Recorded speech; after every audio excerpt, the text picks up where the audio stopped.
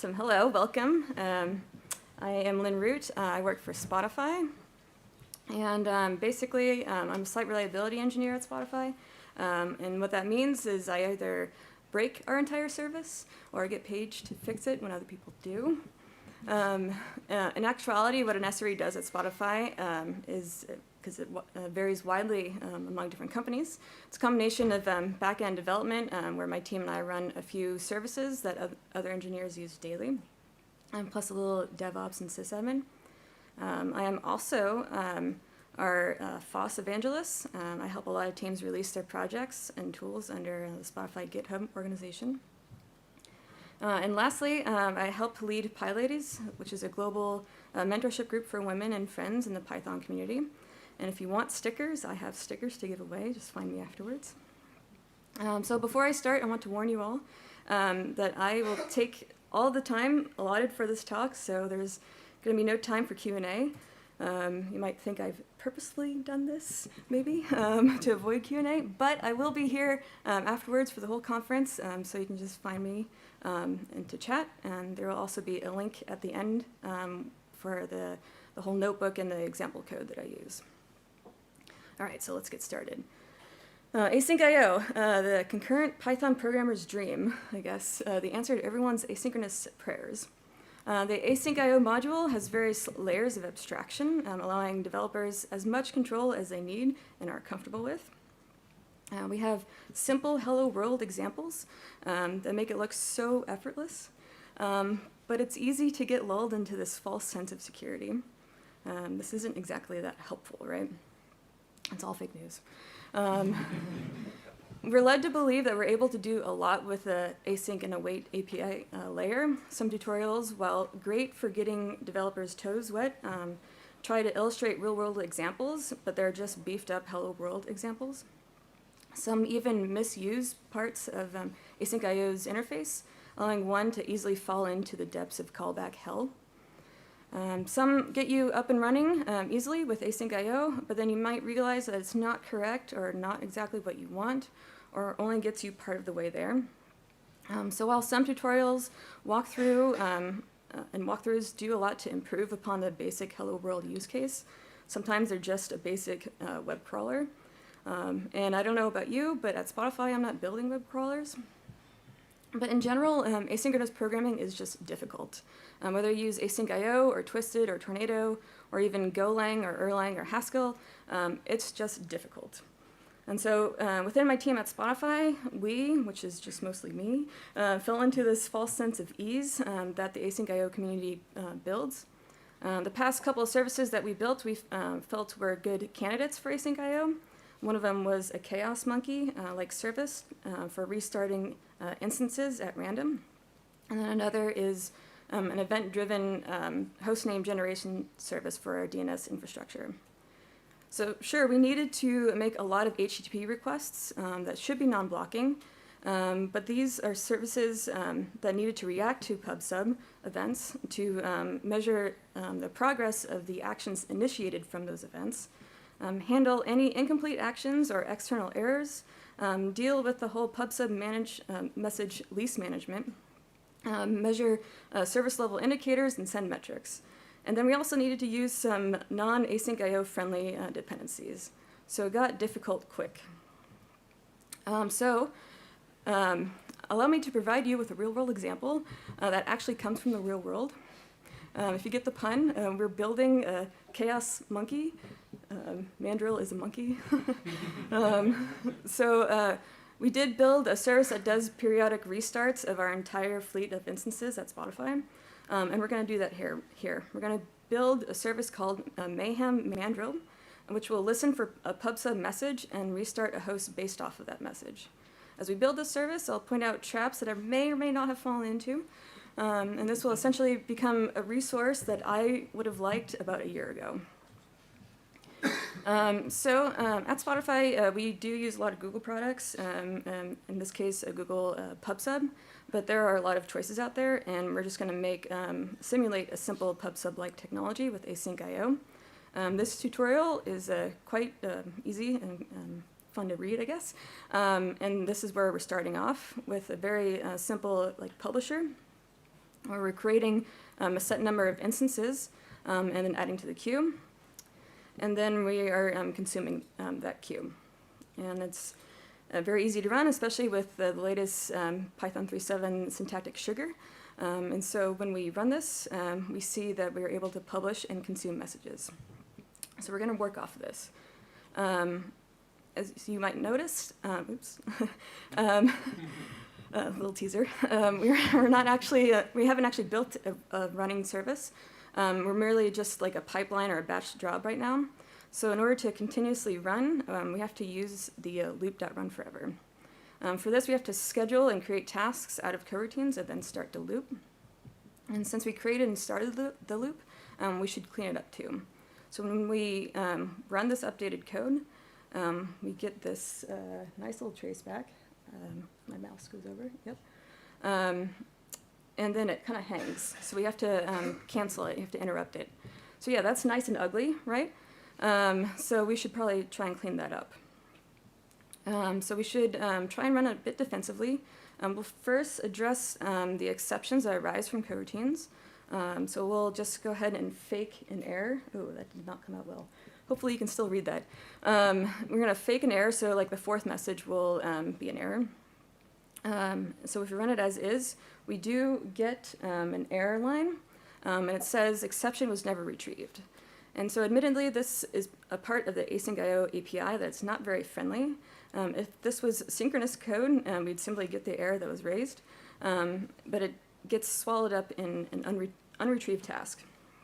So to deal with this, as advised by the docs, we'll need to have a wrapper around this coroutine to consume the exception and stop the loop. So we'll make a little top-level wrapper, handle the exceptions of the coroutines. And so when we run our script, just like that, so when we run our script, it's something a little bit cleaner. We're going to stop right now. I'm just going to quickly review. So far, setting up an asyncio service, you want to surface the exceptions so that you can like retrieve them, and then clean up what you've created. And I will expand on both of these parts a bit later, but it's clean enough for now. So far, we've seen a lot of tutorials that use the async and await, make use of async and await keywords while it's not blocking the event loop.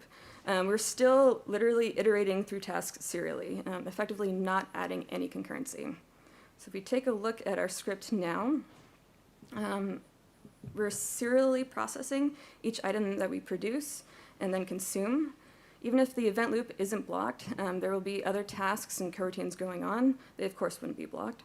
But this might be obvious to some, but it isn't to all.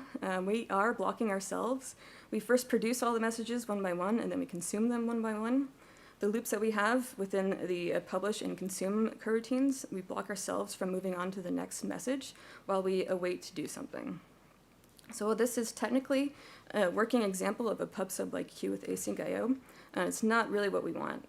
We're here to build an event-driven service, or maybe even a batch or pipeline job. We're not really taking advantage of the concurrency that asyncio can provide. So as an aside, I find asyncio's API actually quite user-friendly, despite what some people might think. It's very friendly, or very easy to get up and running with that event loop. When first picking up concurrency, this async and await syntax makes it a very low hurdle to start using, since it makes it very similar to writing asynchronous code.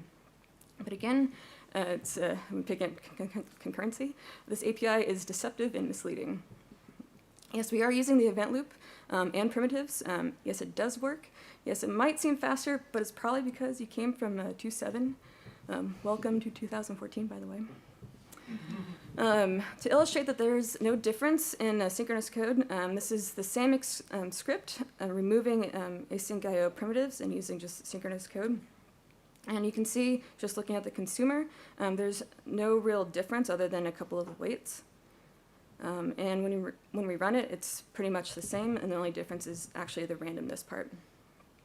So part of the problem could be that documentation and tutorial writers are presuming knowledge and the ability to extrapolate over simplified examples. But it's mainly because concurrency is just a difficult paradigm to grasp in general. We write our code as we read anything. left to right, top to bottom. Most of us are just not used to multitasking and context switching that our modern computers allow us.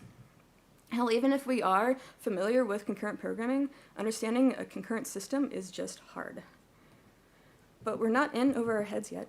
We can still make this simulated Chaos Monkey service actually concurrent in a rather simple way. So to reiterate our goal here, we want to build an event-driven service that consumes from PubSub, process the messages as they come in. We could get like thousands of messages a second. As we get a message, we shouldn't block the handling of the next message we receive. So to help facilitate this, we will also need to build a service that actually runs forever. We're not going to have a preset number of messages. We'll need to react whenever we're told to restart an instance. And so the triggering event to publish a restart request could be an on-demand request from a service owner, or it could be a scheduled gradually rolling restart of the fleet. You don't know. So we'll first mock the publisher to always be publishing restart message requests, and therefore never indicate that it's done. This also means that we're not providing a set number of messages to publish, so I had to rework this function. Here I'm just adding the creation of a unique ID for each message that's produced. So when running it, it happily produces messages. But you might notice that there is that keyboard interrupt exception triggered by the Control-C, and we don't actually catch that. So we can quickly clean that up. This is just a Band-Aid, and I'll explain that further on. But now we see something much cleaner. So it's probably hard to see why it's concurrent right now. So to help, we're going to add multiple producers to see the concurrency. For that publish function, I'm going to add a publisher ID and have it in our log messages. And then create 3 publishers just real quick. And then when we run, we can see that we have a bunch of publishers going on concurrently. So for the rest of the walkthrough, I'm actually just going to remove all those multiple publishers. I don't want to confuse anything. Now onto the consumer bit. So for this goal is we're constantly consuming messages from a queue and to create non-blocking work based off a newly consumed message, in this case to restart an instance. And the tricky part is that the consumer needs to be written in a way that the consumption of the message from the queue is separate from the work that happens for that message. So in other words, we have to simulate being event-driven by reacting or by regularly pulling messages from a queue, since there's no way to trigger work based off of a new message available in that queue. There's no way to be push-based. We'll first mock restart work. That needs to happen whenever we consume a message. And we'll stick it in our while true loop and await for the next message on the queue and then pass it off to restart host. And then we'll just add it to our loop. And then when we run it, we see that messages are being pulled and restarted. We may want to do more than one thing per message. For example, we might want to store the message in a database for potentially replaying later as we initiate a restart of a given host. So within the consume function, we could just add the await for both coroutines. And we'll see that it happens just fine, that both are saved and restarted. But we still kind of block the consumption of the messages. And we don't necessarily need to await one coroutine after another. These two tasks don't necessarily need to depend upon one another, completely sidestepping the potential concern for should we restart a host if we haven't saved in the database. That's for another time. But we can treat them as such. So instead of awaiting them, we can create a task to have them scheduled on the loop and basically chucking it over to the loop for it to execute when it can. And so now we have restart and save, not necessarily serially, but whenever the loop can execute the coroutine. As an aside, sometimes you do want your work to happen serially. Maybe you restart hosts that have an uptime of more than 7 days. Or maybe you want to check a balance of an account before you debit it. Needing code to be serial or having steps or dependencies, that doesn't mean that you can't be asynchronous. The await last restart date will yield to the loop, but it doesn't mean that the restart host will be the next thing that the loop executes. It just allows other things to happen outside that coroutine. And yes, I admit this was a thing that wasn't immediately apparent to me at first. We've pulled a message from the queue and we found out work based off of that message. We now need to perform any finalizing work on that message. So for example, we might need to acknowledge the message so it's not redelivered. We'll separate this out, separate out the pulling of the message from creating work off of it, and then we can make use of asyncio.gather to add a callback. So when we run it, you can once both the save coroutine and the restart coroutine are complete, the cleanup will be called, and that signifies that the message is done. However, I'm a bit allergic to callbacks. As well, perhaps we need cleanup to be non-blocking, so then we can just await it. Oop, shoot, there we go. Now, much like a Google pub sub, let's say that the publisher will redeliver a message after 10 seconds if it has not yet been acknowledged. But we are able to extend that message deadline. In order to do that, we have to have a coroutine that, in essence, monitors all the other worker tasks. So while we are continuing to do work, this coroutine will extend the message acknowledgement deadline. Then once we're done, we should stop extending the deadline and then clean up the message. So one approach is to make use of asyncio event primitives, where we can create an event and then pass it to our extend coroutine function, and then set it when we're done. And you can see that it's extending, and then it stops extending when the message is actually done. And if you really like events, you can make use of event.wait and move the cleanup outside. And so now we got a little bit of concurrency going on. To review real quick, asyncio is pretty easy to use, but it doesn't automatically mean that you're using it correctly. You can't just throw around async and await keywords around blocking code. It's actually a shift in your mental paradigm. Both with needing to think of what work can be farmed out and let it do its thing, then you have to think about what dependencies are there and where your code might still need to be sequential. But having steps in your code, like first A and then B and then C, it might seem like it's blocking when it's not. Sequential code can still be asynchronous. For instance, I might have to call like customer service at some point, but I'm going to be on hold for a while, so I can just put it on speakerphone and then go play with my super needy cat. So I might be single-threaded as a person, but I can definitely multitask like CPUs. So earlier, we added try except finally around our main event loop code, although you probably want your service to gracefully shut down if it receives a signal of some sort, like cleaning up open database connections, stop consuming messages, and finishing responding to current requests while not accepting new ones. So if we happen to restart an instance of our own service, we should clean up the mess before we exit out. And so we've been catching this commonly known keyboard interrupt exception, like many other tutorials and libraries, but there are other signals that we should be aware of. Typical ones are like sig up and sig quit and term. There's kill and stop, but we shouldn't catch them or block them or ignore them. So if we run our current script as it is and give it a term signal, where we find ourselves not actually entering that finally clause where we log and clean everything up. So we basically got to be aware of where those exceptions happen.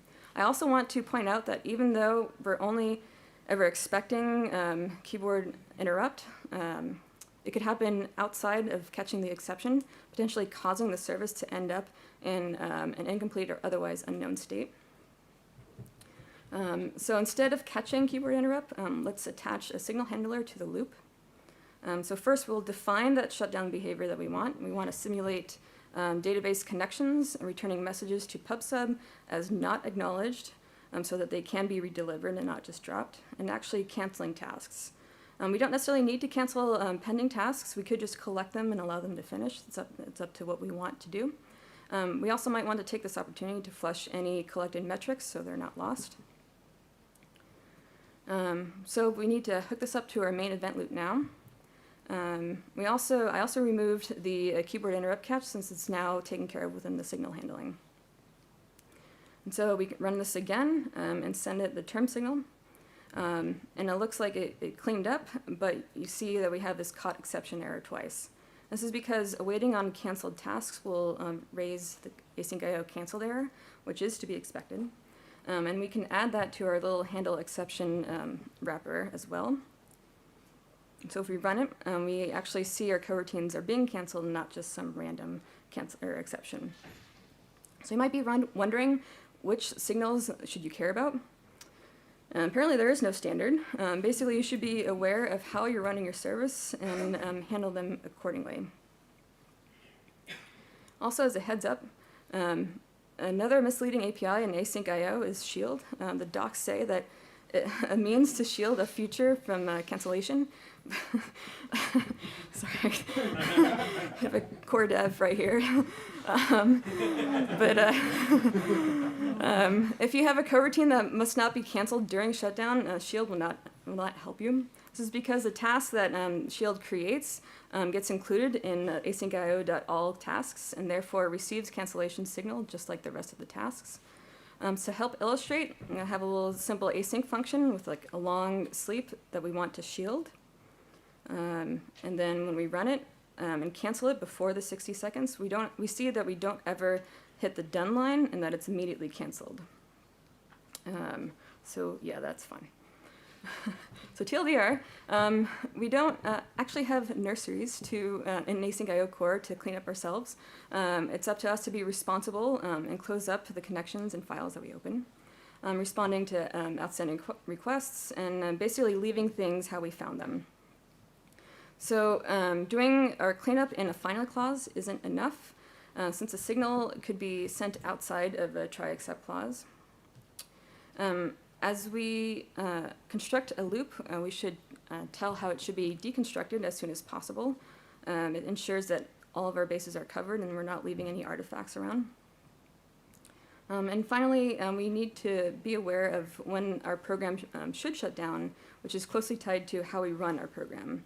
If it's just a manual script, then SIGINT is fine. If it's a demonized Docker container, then SIGTERM is probably more appropriate. You may have noticed that we're not actually catching exceptions within like restart host and save, just on the top level. So to show you what I mean, we're going to fake an error where we can't restart a certain host. And so running it, we see that a host can be restarted, and while the service did not crash, it did save to the database, but it did not clean up or act the message.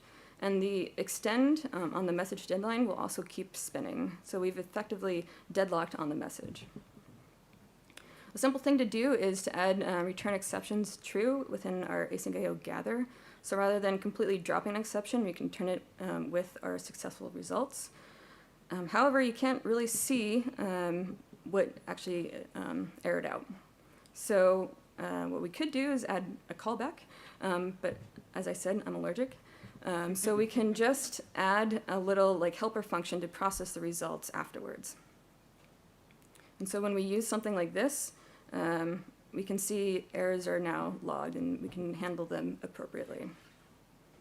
So quick review, exceptions do not crash the system, unlike async IO programs, and they might, non-async IO programs, and they might go unnoticed. So we need to account for that.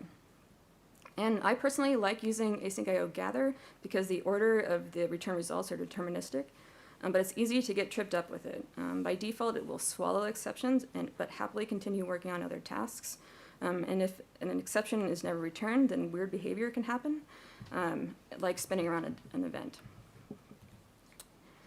All right, so I'm sure folks, as you've started using async IO, you might have realized that async IO or async await starts infecting the rest of your code base.